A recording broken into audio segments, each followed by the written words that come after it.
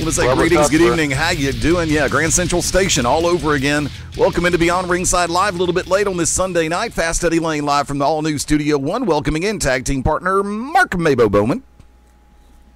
Yeah, we would have been on time if Eddie went at gas stations looking for some of that special Thai treats. Yeah, go ahead. I accept blame. I don't give a flying rat's ass right now. I'd like to welcome in tag team partner Brooks Logan. Dude, don't knock gas station Thai food. I'm telling you, I'm gonna take you both there, and you're gonna fall in love. It's the best Asian cuisine this side of the Orient. I like Thai food. I've had Thai food. Thai food. You ain't had this kind. Well, see, actually, I've had Thai before, but Vietnamese I'd never had, and that's where I was today. Little place called Pho 280. Yeah, it's all the same to me. Yeah, they all look alike to me. Yeah, I was also apprised of the demise of the... I was trying to go right on through that one. Like a red light at the corner of Valley and Green Springs. Inside joke on that one, kids. Better not stop there. Yeah, better not run that red light. Trust me, Birmingham, Homewood, Jefferson County all patrol that spot. But, oh crap, I just completely lost where I was. Must have been the stroke. I don't know what it was. Thank you, Jeff Jarrett, for screwing up that bit for everybody. You know, speaking of, and lo and behold, I knew it was only going to be a matter of time, and you knew sooner or later I would dive straight on into something from Impact. Lo and behold, this week, yes, the predictable occurred. GFW had a championship change on air. I know it was probably pre-taped back somewhere around July of last year. And Brooks, of course... Why are we still talking about this? Oh, I thought it was Brooks that had the heavy sigh. No, it was me. Okay. It was. I mean, we're both in agreement. No, I'm just going to ask the question: why in the mortal hell does everybody want to put so much stock in Alberto El Patron when he didn't do that well in WWE to begin with? Mabo? I don't know. Do I look like his manager? No, but you're a wrestling fan. Don't get mad at that kid for trying to make some money. I mean, it's like we talked about last week or Tuesday or whatever the hell we did the last show. Right now, if you fall out of the WWE, TNA, Impact, Panda, Global Force, whatever, we'll snatch you up and throw you on air, and it doesn't matter what the back of your tights say.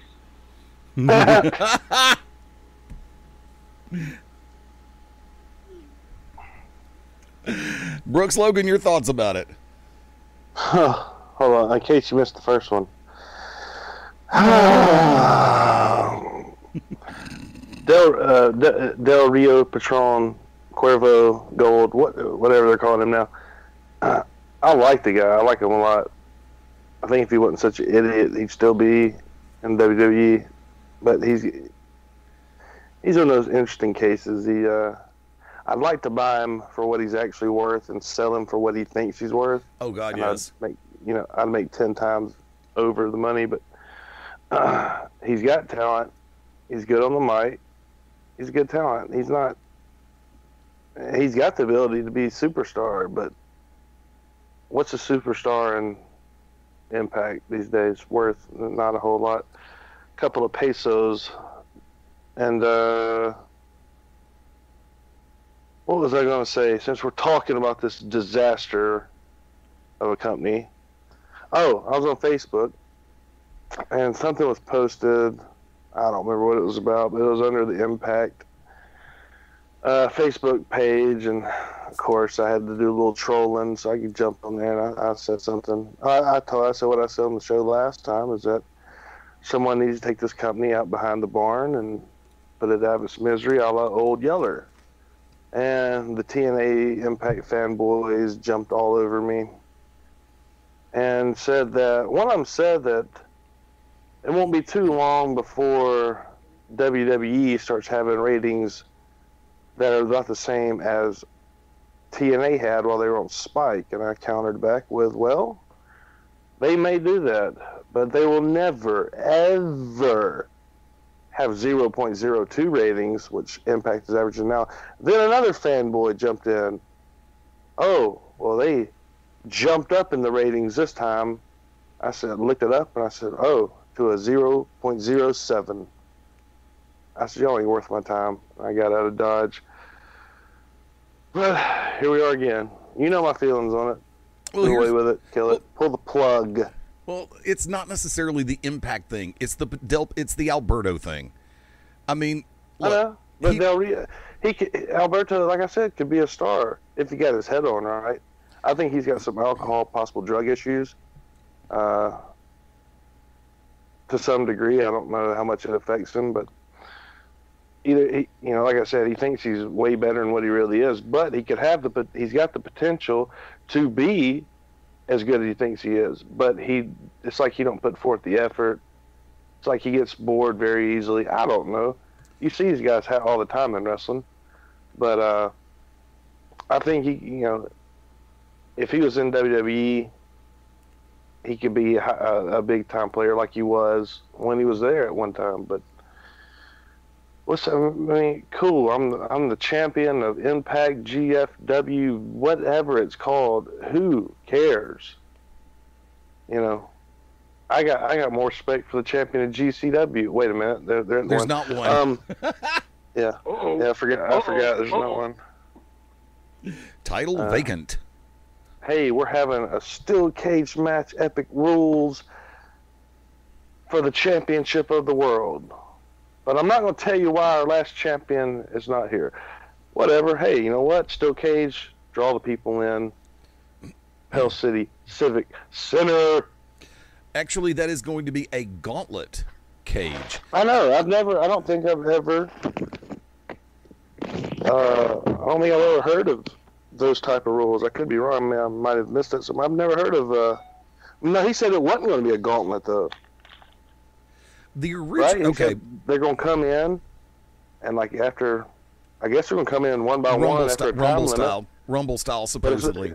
But see, here's the thing. Yeah. I keep getting different things, and this is why I have not made, and a lot of people who listen to the show know the crossover. They know that I run this the social media and the website for Global Championship Wrestling. I have not made a Okay. Is Brooks getting jumped? What's going on? I don't know. Sorry, headphones fell out. Either that or he was. I was going to say, did Brooks have the stroke this time? No, we're not making fun of people who have had strokes. Pre-show, yeah, I am. Okay, good. Well, you can. Have fun with that.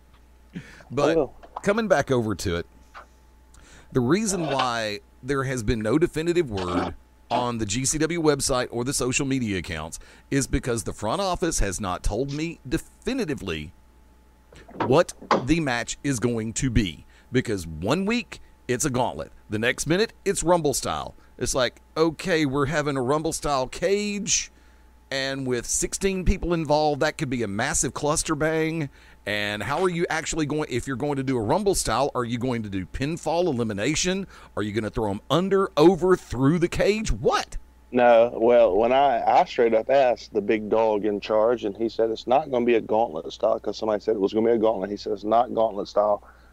From what I understand, there's going to be a time limit, like maybe a minute or so, and people will come in after their time limit's up, and it could be 2 people in the ring, could be all 16 in the ring at one time. It's a pin or submit type deal, and once you're pinned or submitted, you have to leave. It's not over the top battle royal. It's nothing like that because there's a cage, obviously. So once you pin or submit it, you are eliminated. I know. It's not going to be 2 guys in the ring, they fight, one person's pinned or submits, and then another guy comes in, which would be gauntlet style. From what he told me on the Facebook page. So. Okay, that's fine.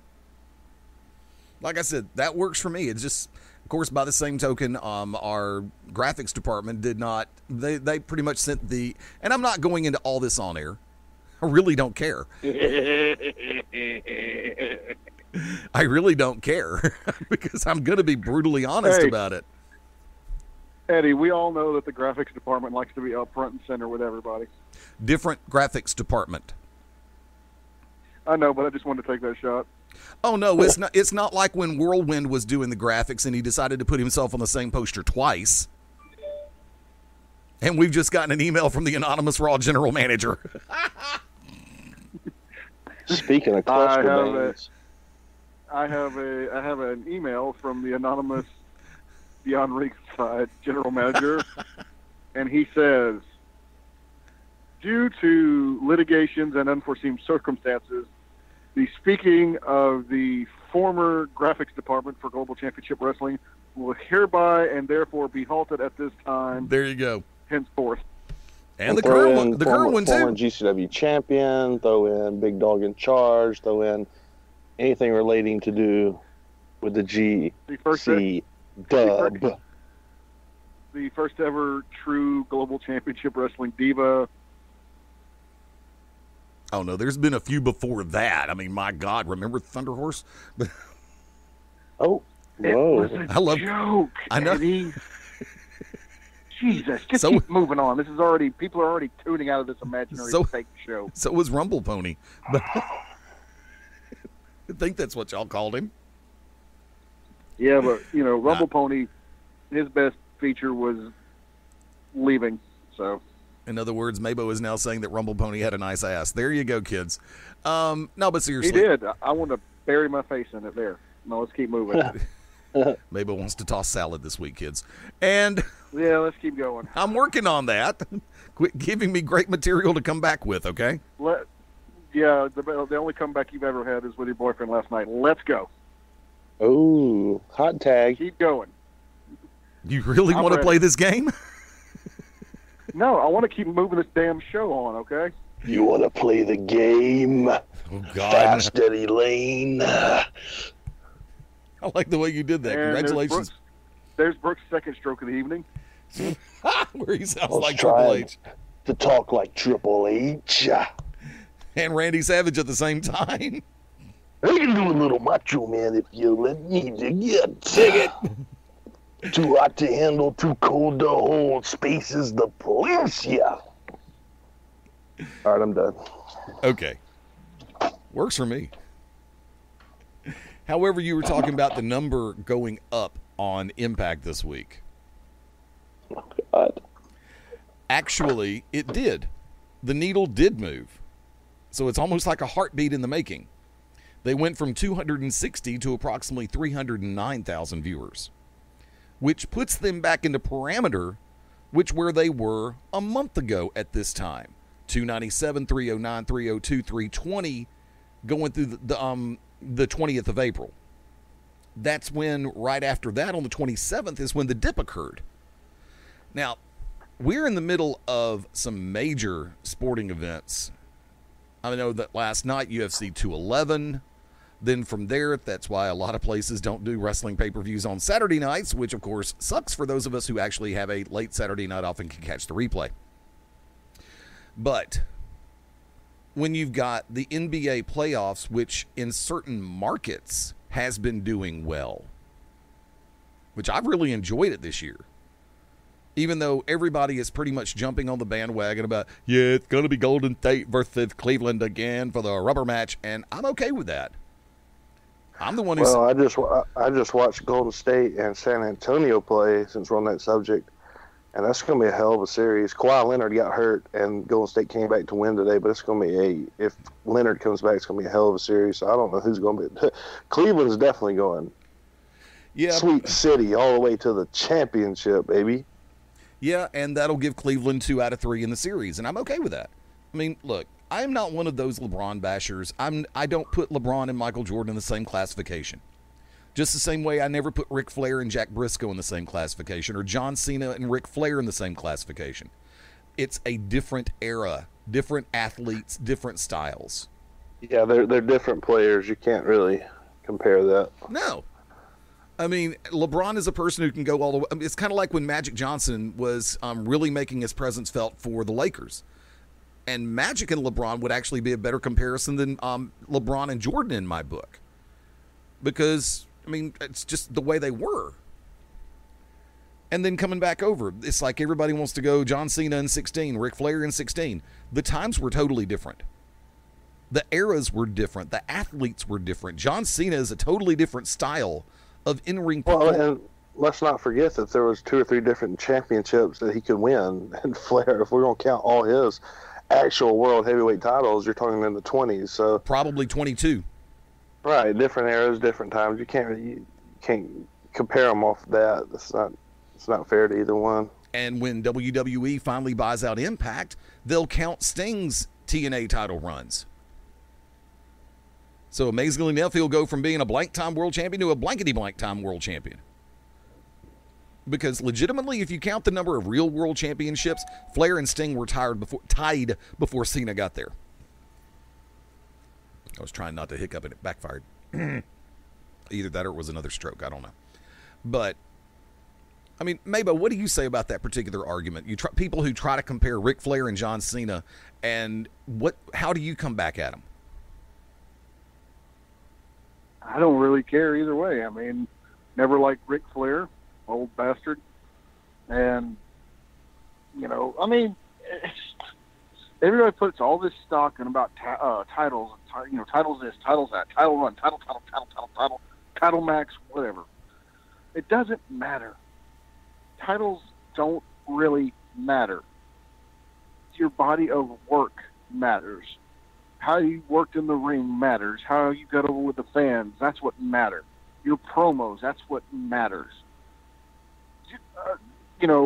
Pseudo gold, even if it's real gold, fake gold, whatever, spray painted gold, it doesn't matter. Titles mean nothing, especially this day and age, because there are dozens and dozens of people who are more over and more appreciated and more loved and more respected and more sought after than the current champions of the company they work for. Titles are just a way of saying, hey, this is the guy we want you to focus on. This is the guy or the lady that we want you to focus on, to throw your money at, to buy their merch, to do this, to do that. This is the person we want you to get behind, whether you like it or not. That's why they put the big shiny thing, so you can focus on the big shiny thing around their waist or over their shoulder. It's a prop. So, that's all it is. It's a prop. Yeah, I mean, so to me, it doesn't matter if it's John Cena, Ric Flair, Alberto Del Rio, CM Punk, Dusty Rhodes. It doesn't matter. I don't judge them by how many times they've held the title.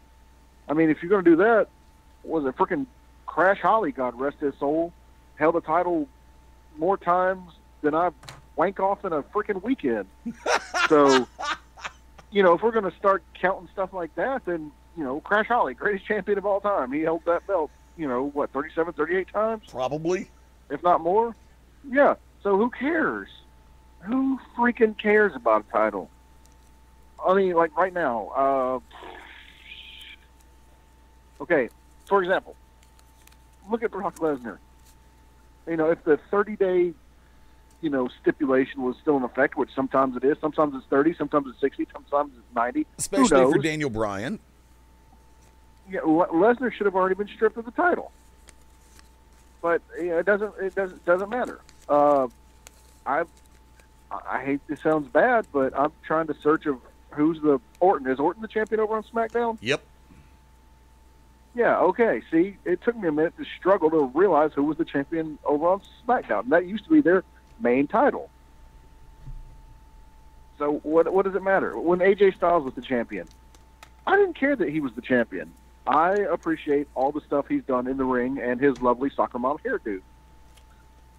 So, it doesn't matter. Samoa Joe has yet to have, other than the NXT title on the main roster, he doesn't have a title.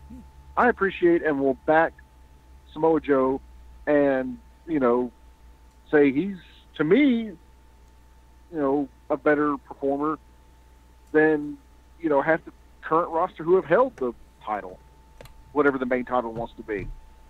So titles do not matter, because that's literally what it is. A title is literally just a title. It's just something that was slapped on you. So who cares? Now, back in the day, maybe it did matter a little bit more, because back when it was territories, when the NWA would sit there and say, okay, this is the guy we want to represent our main body, and we're going to dole him out to the different subsidiaries to draw money. That was a little different. But now that there are no territories, what does the title matter? I mean, is it a reward for putting in X number of years of service and hard work? Maybe. Does the the title holder get a little extra money? Probably. But that doesn't. If John Cena gets the title and he starts collecting a championship paycheck, which I doubt they even do that anymore either. Right. Everybody probably gets a flat fee or whatever. How does John Cena getting, I don't know, let's say $5,000 extra on his paychecks now that he's the champion? How does that affect me? It doesn't affect me. Johnny Boy's not showing up here saying, come on, Mabo, let's go get some pizza or some hookers or whatever he's into. That doesn't bother me one bit. It doesn't affect me one bit. You know what I'm saying? Like I said, I'll always say this. Cena, promos, love him. Don't care much for his in-ring work. I think the man is an angel for all the stuff he does outside of the ring. As far as charities and whatnot. And Make-A-Wish, stuff. yeah.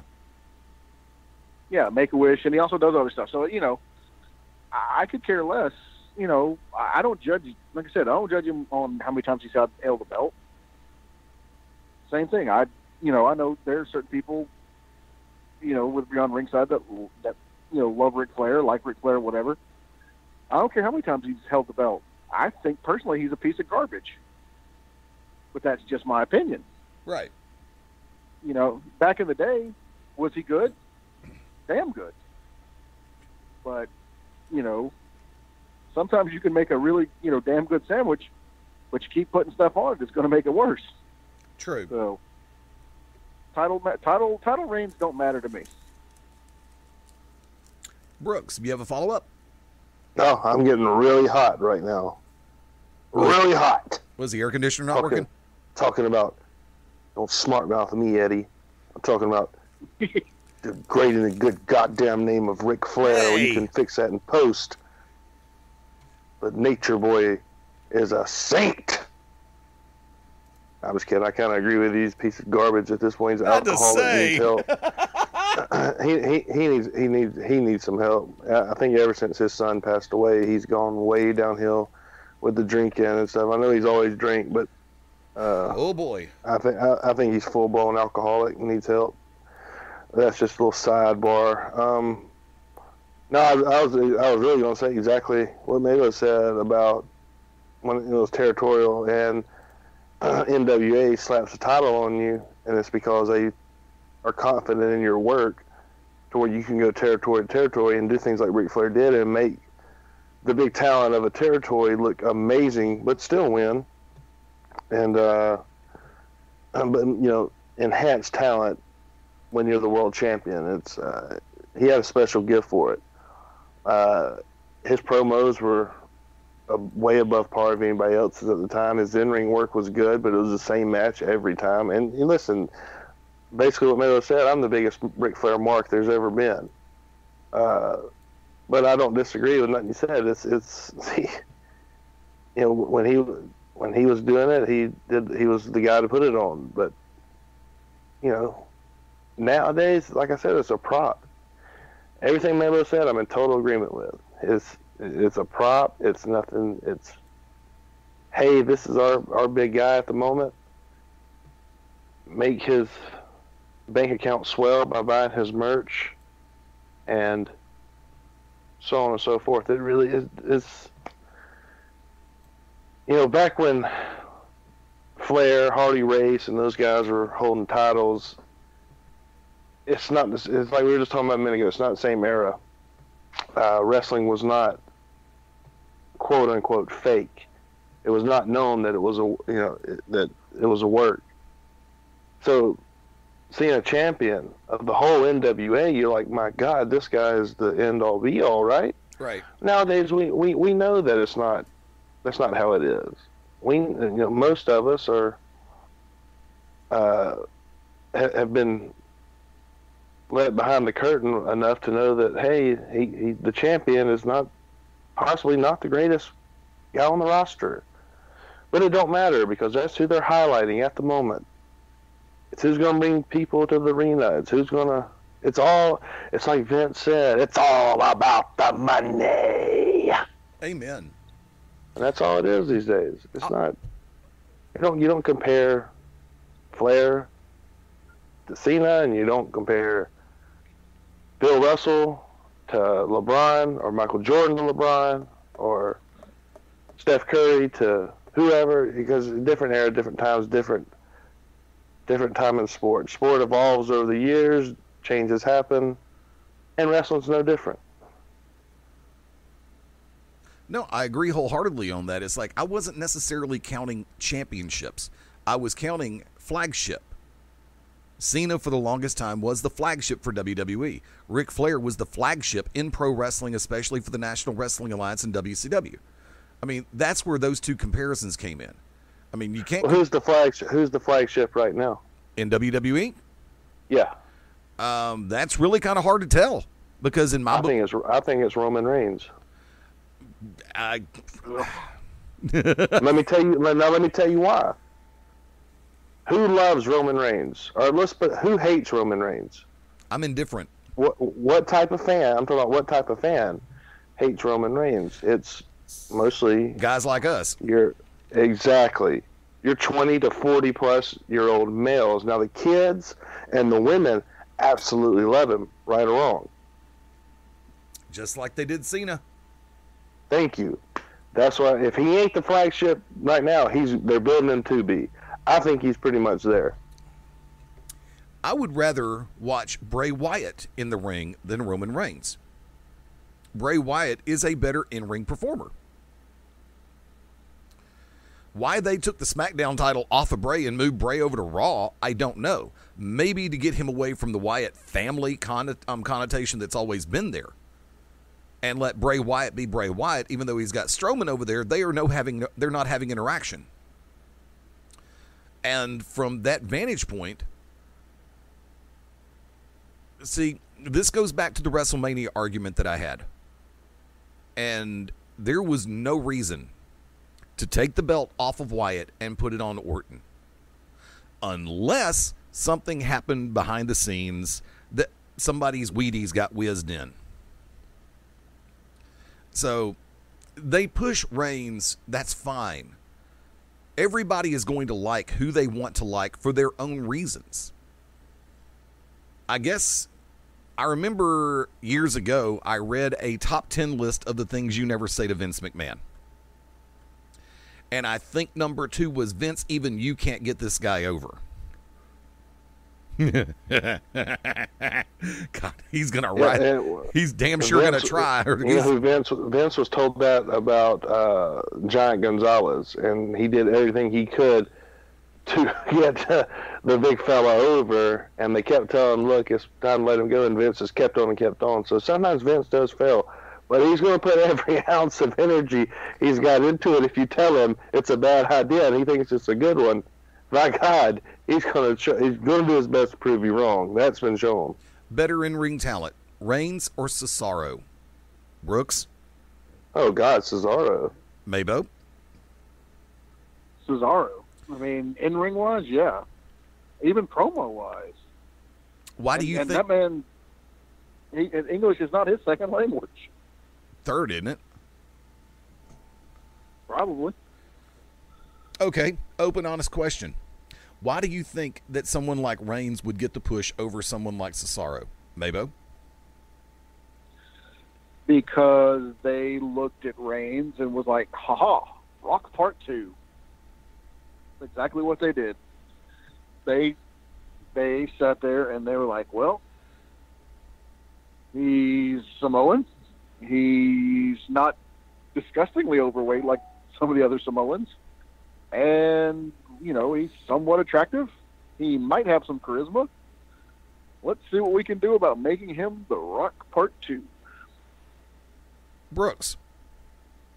Well, it goes back to what I said. The ones that love him, the women, the kids, his merch sales are through the roof already. And like Miller just said, he's got the look. He's similar to The Rock in some ways with his look and mannerisms. He don't have the in-ring ability The Rock had, and he definitely don't have the mic skills as of yet, but who does, for God's sake. But he's got a look. He appeals to the kids. He appeals to the women.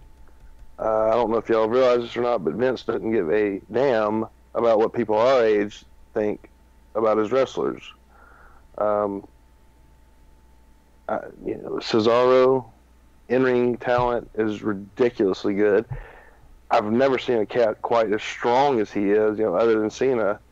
Cena has got ridiculous strength, and Cesaro, he might be the strongest guy they have as far as just brute strength goes. The way he can pick people up straight off the canvas in a deadlift formation is unbelievable. His strengths and his moves he's decent on the mic, especially with English not being his first language.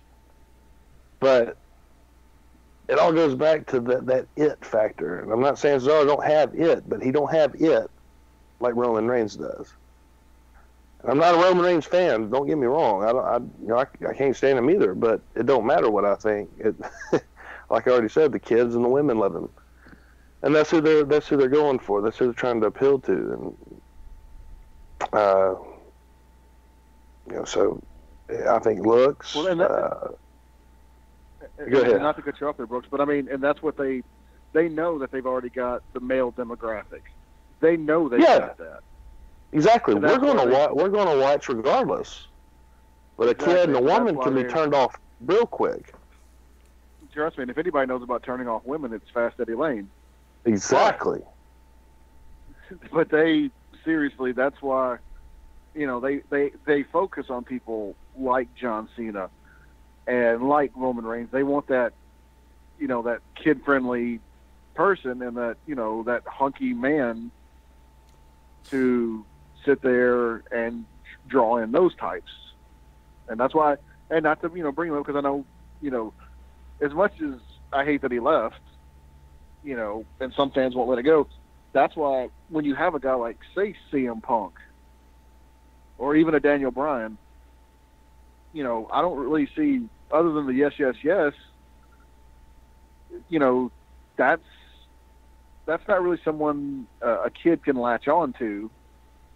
And unless you're Brie Bella, that's, or AJ Lee, it's not really something, Punk or, say, Daniel Bryan, the quote-unquote indie darlings at the time, the women don't really latch onto that. They want to see, a smooth-talking, jacked up, gym rat, handsome person. Yeah. Well, I wouldn't say a gym rat so much, but, that's what they want, because, it's like we said, Vince knows he has our dollar, our demographic. He knows that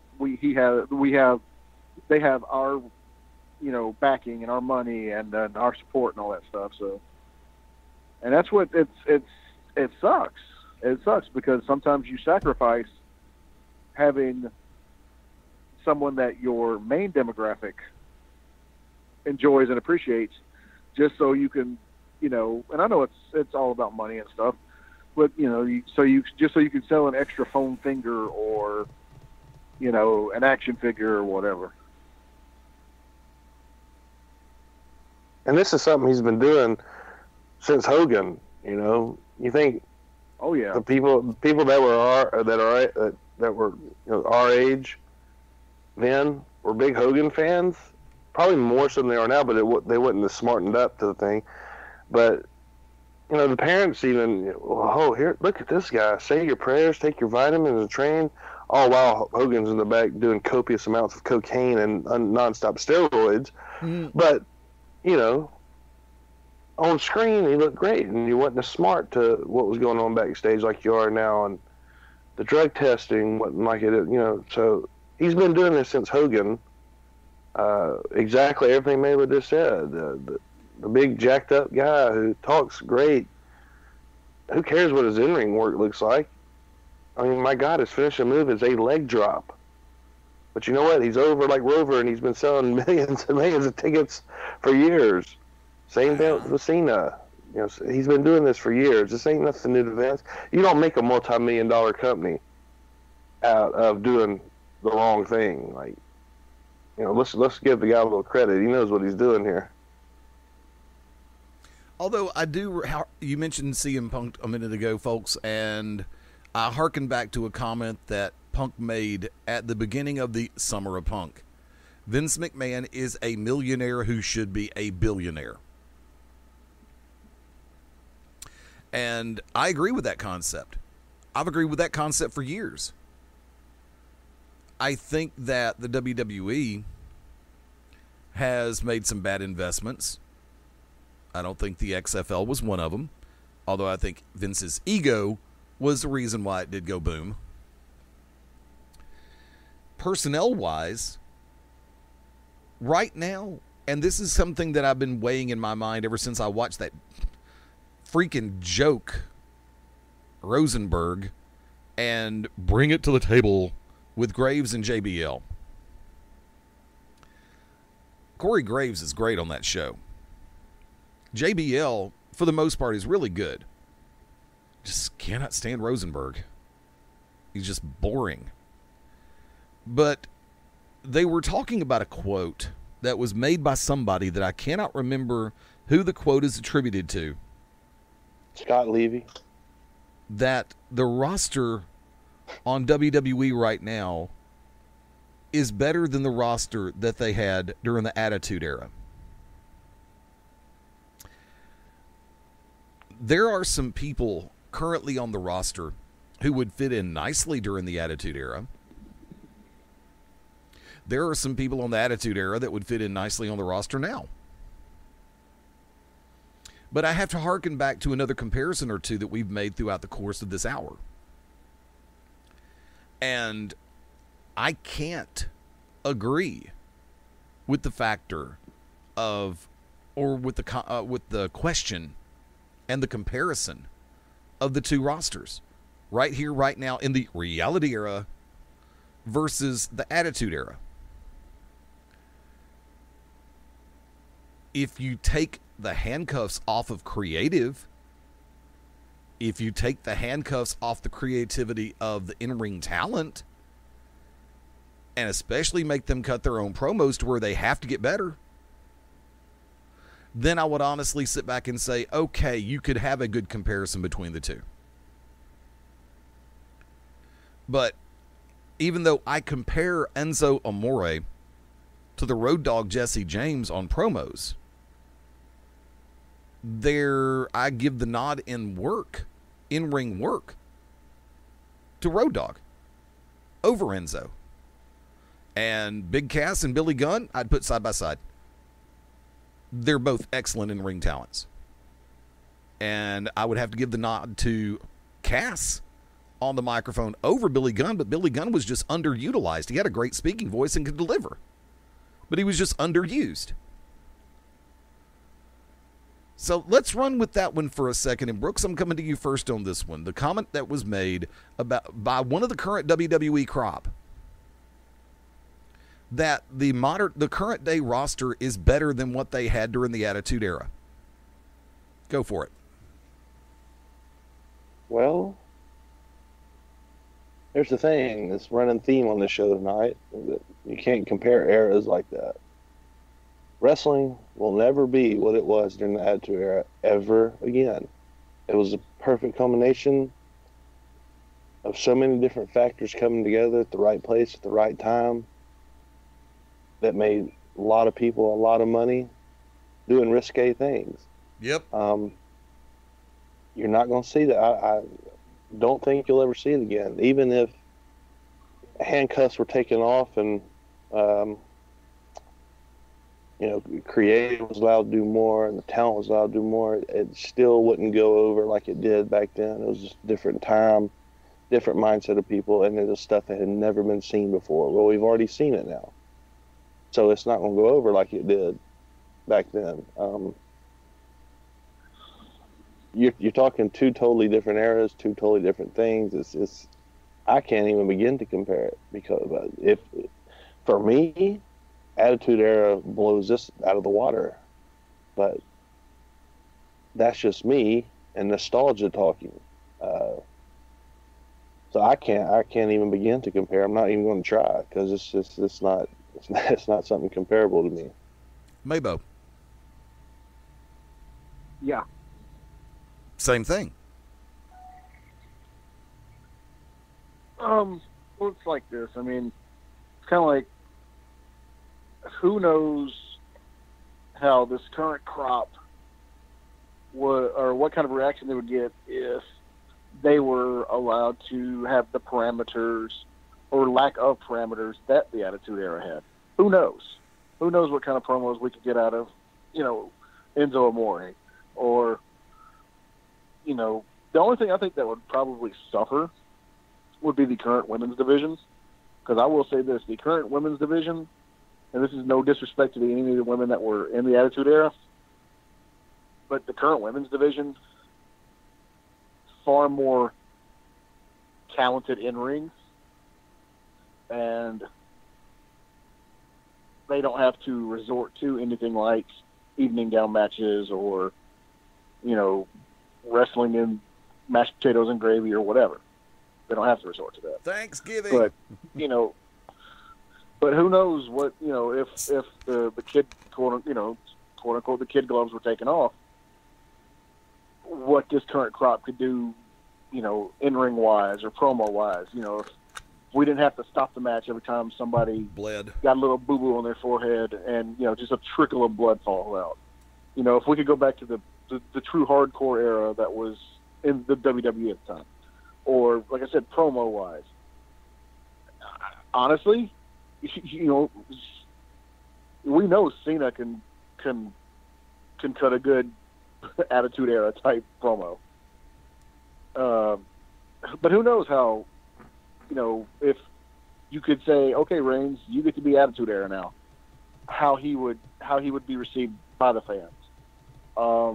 Same thing with in-ring work, and yes, I know a lot of these regulations and, everything was put in for, the performer safety, and I understand that. Because it was all about ratings grabs back during the Attitude Era. Well, there's no competition. There's no need to worry about, getting beaten by someone else in the ratings, so you don't really have to go off the page that much. So, it's kind of hard to say. But I will say, in regards to the current crop, you've got a hell of a lot of independent wrestling talent who can definitely, put on better matches, who can go longer, who can do, I guess if you want to say flashier moves, back instead of what was at the Attitude Era. But once again, it's two totally different things. I mean, it's like saying, some people enjoy chicken tenders, some people enjoy chicken nuggets, some people enjoy a rotisserie chicken. I mean, it's all chicken. It's just what form of chicken do you like best? So, but I wouldn't say, like I said, you can't really compare the two because one group had little to no rules.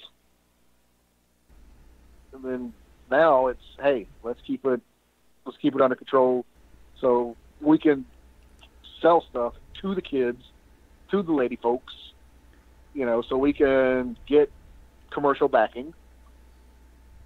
Because once again, you have nobody to fight in the ratings war, so there's no reason to up their game to get the ratings, to get the money. So now you're probably leaning more towards backing from advertisements and different companies. So Snickers probably doesn't want to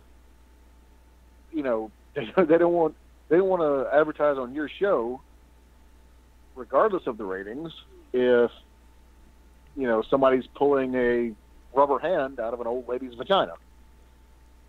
Although personally I think I would pull a king size Snickers out of there just as a tie-in. But so like I said, it's when one is governed and one is not, kind of hard to say, who is, was, and or will be the better. I think the times in which we live predicate whether or not the Attitude Era would fly in May of 2017.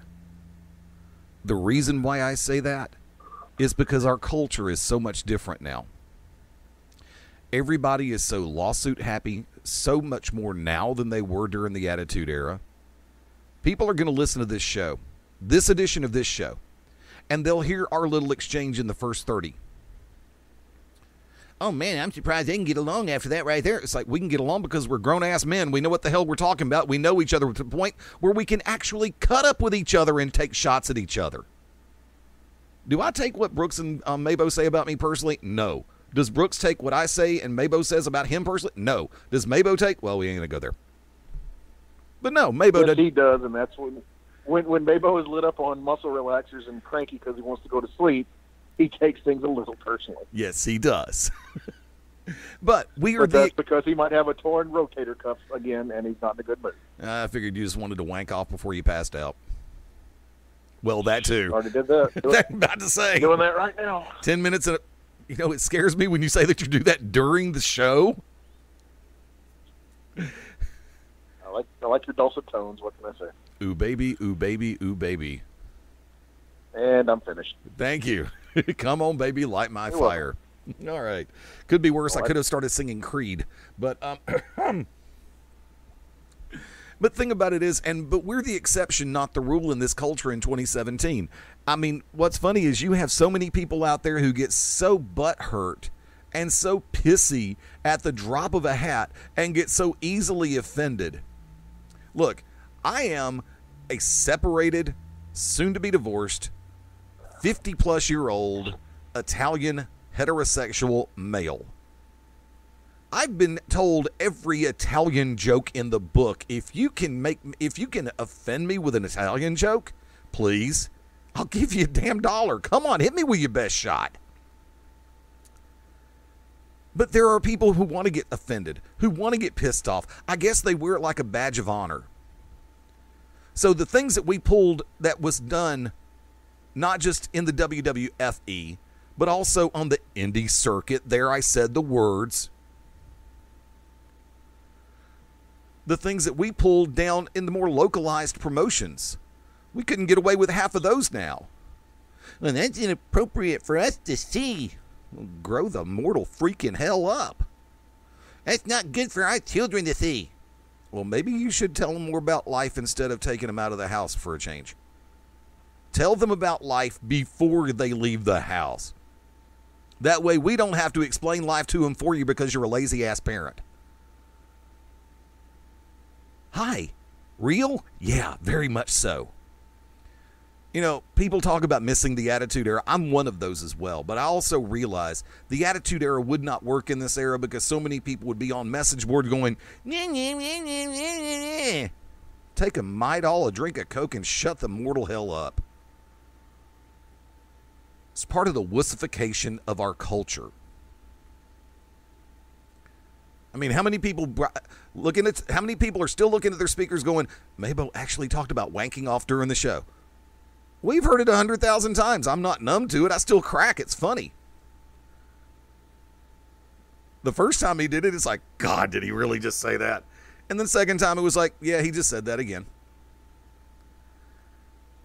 And then the third time he's like, hey, he's probably doing it. Yeah, he probably is. By the way, Brooks, welcome back. He ain't changed a bit since you've been gone. No, I'm not. I wouldn't expect nothing less. There you go. But no, that's why it's like I can compare talent in certain roles like I did with the New Age Outlaws versus Enzo and Cass. That comparison could be made because Enzo and Road Dogg are phenomenal on the microphone.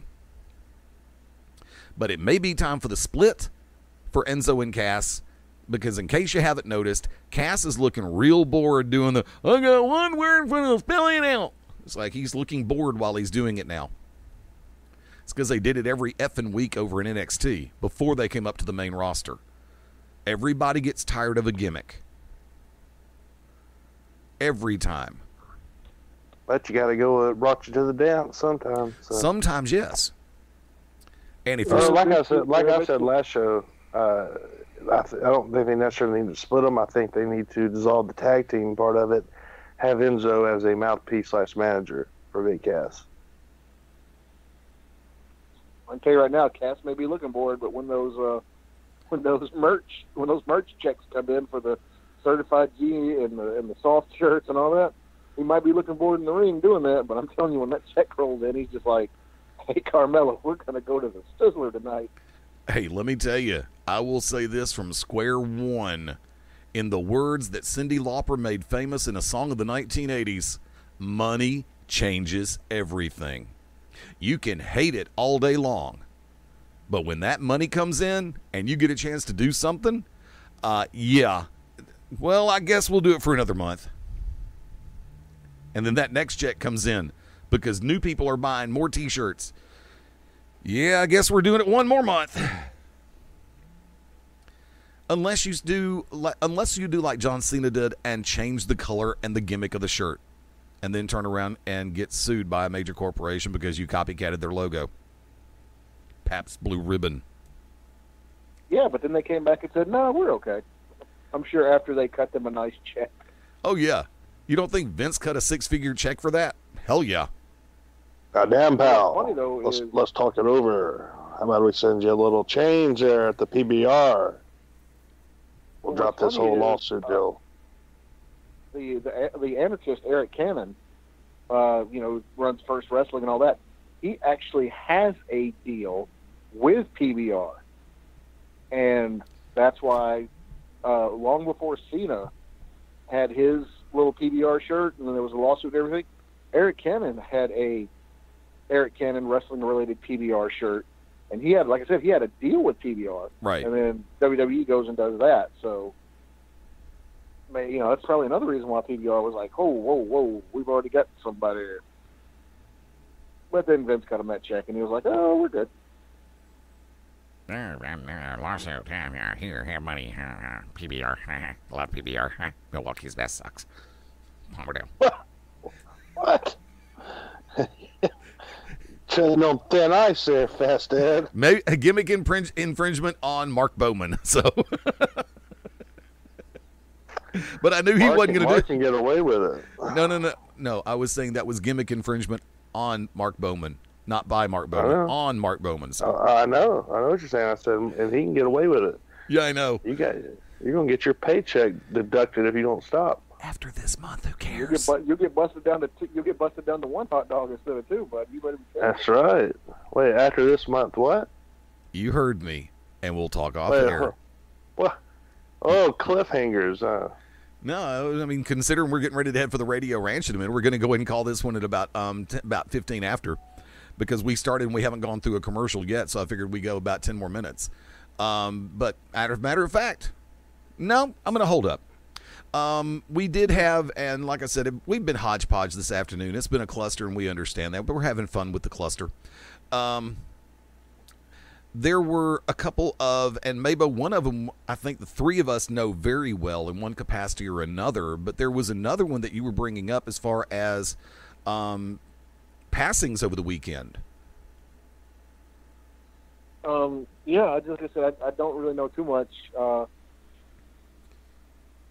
A gentleman by the name of Wayne Van Dyke, sometimes known as Richard Delicious, down in Florida. What is it? Florida Underground Wrestling? Yeah, FWU.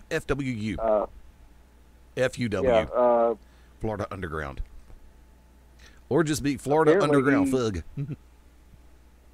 Apparently, from what I'm gathering of last week, just what I've read, something happened while he was in the ring, or he tagged out, and he had a heart attack, or some kind of, heart failure issues, and they took him to the hospital. They tried to lower his body temperature. They induced coma and everything, and that was last week. And read Saturday morning that he passed away. And I know that there was a lot of people that he was friends with. Everybody from Francisco Chiazzo to the Carneys to Leva Bates, Sonny Kiss, like all he was. Everybody knew him and was friends with him, fans of his work and all that stuff, and it's just not it just sucks because I know they say that there's only two guarantees in life: death and taxes. And we all have that expiration date, but it's just it's heartwarming to see the outpouring of condolences and shared memories and everything from everybody in this in the wrestling community. But it sucks too, because for every one who issues a heartfelt condolence or is sharing a personal story or what have you, that's also one person who has lost someone who meant something to them. So it sucks. But I guess on behalf of everybody beyond Ringside, just also like to add our condolences. The passing of what was it, Mr. Sexy Flexy Wayne Van Dyke. Yeah. So sexy Flexy Sexy, doesn't matter. It's funny either way. True, very true. And the other one that is a little bit closer to home. Yeah. Were you going to take him too? That's on you, buddy. Okay. Known by a number of people in and around the southeastern U.S., especially here in Alabama and up in Tennessee, as Michael Pleasing.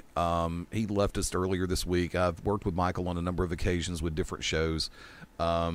He and the person who was his brother, Cecil Pleasing, of course, also tag team partners with a man who has won more championships during a show like this is broadcast than most people can ever dream of. Wild Thing Will Owens, a former partner of his. The entire Pleasing family, of course, but I'm also talking about in reality as well. And no, this would not be the time for me to use the David Wells line about "it's still real to me, damn it." The friendships are real. The people are real. Wrestling is real. Politics is fake. And that's something Michael and I would both say. A great character, a great person, and it's just really, when somebody leaves you all of a sudden like that, it still kicks you in the chest for the most part, more than anything else, kind of like a mule kick to the chest, and where you sit back and go, wow, too soon. So to the family, the circle of friends, and of course those who, I'll say those who knew him even better than I, prayers go up, condolences to the family and friends and the inner circle, and just hoping that everybody can find a little bit of a peace in their own lives and in their own hearts during this time. And I hate to end the show on that kind of a note, but I'm going to go ahead and toss it around, gentlemen. Mark Mabo Bowman, last call. No, nothing really. I mean, I nothing that crosses my mind that I can think of right now. Brooks Logan. Well, that was simply depressing as hell. If Paul Bearer was about to interject there. No,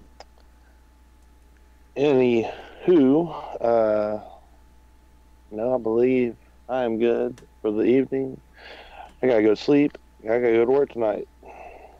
Well, I'm going to go and throw this one out there, kind of sort of as a last call. And my two tag team partners are going to laugh like mortal hell when I do this. I've got a friend with whom I work at my daytime job who is a huge fan of Justin Timberlake. Okay, great, wonderful. And for a couple of days... What's her name? What's her name or stage name? Yeah, I'm not doing that on air.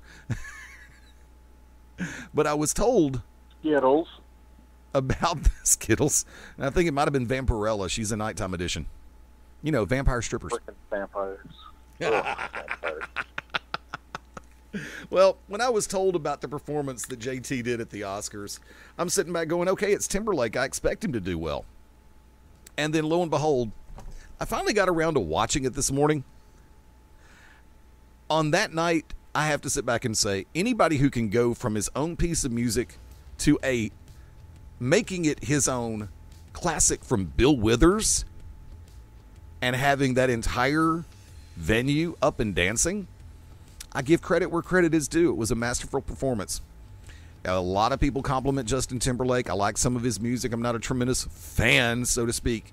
But on that one performance, I got to sit back and say Timberlake owned everybody that night and on the world pretty much for one night. Like I said, is it going to make me rush out and buy his next album? No.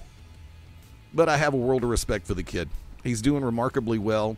Not bad for somebody who emerged as the breakout star from the boy band.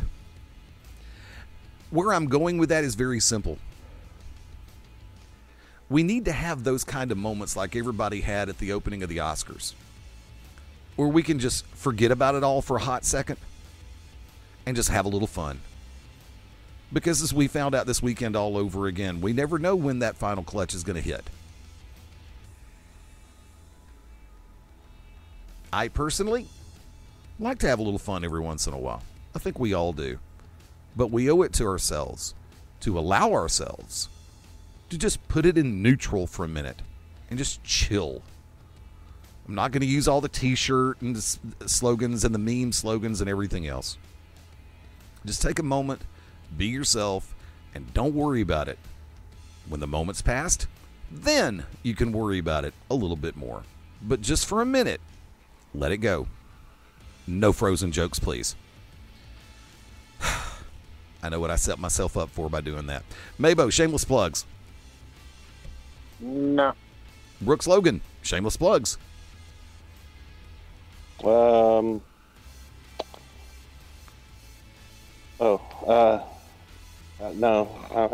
I'm so sad right now. I don't know what to do. I'm sorry. No, I guess I'm good. I could have brought you some Vietnamese food, dude. Well, I don't think that would patch the wound that has now been opened in my heart after ending the show on Wrestling Deaths, Justin Timberlake, and back to death again. Oh yes, Eddie. Thank you, Paul Bearer. And that would be Brooks' third stroke of the evening. He's got a stroke. Yeah, really. Real quick, at Beyond Ringside on Twitter, Facebook.com/Beyond Ringside Live, and of course, home is BeyondRingside.com. One of 16 different methodologies that you can use to listen to all the live and original programming here on Beyond Ringside Sports Radio. And definitely check out the Beyond Ringside Radio app for Amazon, Android, and BlackBerry. We are also available on ProWrestlingRadio.net and, of course, on the TuneIn Radio app for all platforms. Corner to Corner Wrestling Radio kicks off in about 45 minutes from right now. The Midnight Black Mass makes the return tomorrow night on May 15th. The To Be Determined show should be returning this coming Wednesday. And, of course, the Shooters Gallery will be back this coming Thursday as well. Keep your eyes open on BeyondRingside.com. Updates are going to be made, and I'm working to try to get the opportunity to get everything caught up on the podcast feeds as well, so please bear with me. Going to head for the Radio Ranch. Thank you for tuning in, whether you are live or on replay. Or I'll try that again. Hold on. We've had too much talk about death. Whether or not you are listening live or listening in via replay. There. I just realized how what I said a minute ago came out. It's like, if you're not listening live, well, you may be listening while you're dead. And we really appreciate it if you're listening while you're dead, because those numbers count too. For Brooks Logan. Oh, yes, Daddy, you thought I wasn't going to make an appearance this week when you was dead wrong, if you comprehend. Another Mac and Dream signing it out, Daddy. For Mark Mabo Bowman. See, think I'm going to say something messed up, but I'm not. I just want to wish my mom, the dude, happy Mother's Day, and to all the other mother figures who have tried to keep me on the straight and narrow the best they could. Good luck. I want to wish them all a happy Mother's Day. Until next time, I am the Magic City Motor Mount, Fast Steady Layne, saying thank you for tuning in. We do appreciate it. And join us next time as we all go Beyond Ringside. Bye for now.